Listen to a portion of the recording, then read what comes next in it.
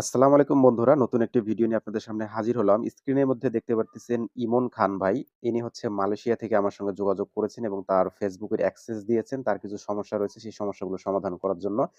তার pay out এর সমস্যা রয়েছে। যদি আমরা উনার প্রফেশনাল ড্যাশবোর্ডে চলে যাই, দেখুন এখান থেকে চলে গেলে আমরা যদি নিচের দিকে একটু আসি, নিচের দিকে আসলে ওনার দেখতে পারতেছেন কনটেন্ট মনিটাইজেশন সেটআপ কিন্তু আছে এবং এখান থেকে ডলার তার ঢুকতেছে।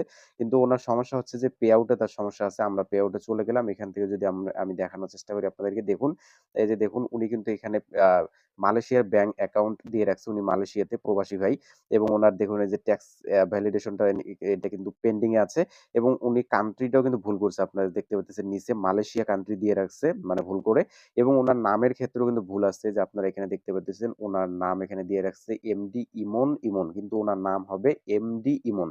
তো এটি পরিবর্তনের জন্য বা এটি সমাধানের জন্য উনি কিন্তু আমার সঙ্গে যোগাযোগ করেছেন। তো কয়েকটি জায়গায় উনার আবেদন করা হয়েছে। আরো ২-১ টি কাজ বাকি আছে। সেগুলো ইনশাআল্লাহ করে দিব। তো আপনাদের যাদের হচ্ছে ব্যাংক অ্যাকাউন্টে সমস্যা হয়েছে, পে আউট অ্যাকাউন্টে, তারা অবশ্যই যোগাযোগ করতে পারেন। আমি আপনাদেরকে সেই কাজগুলো কিন্তু করে দিতে পারব।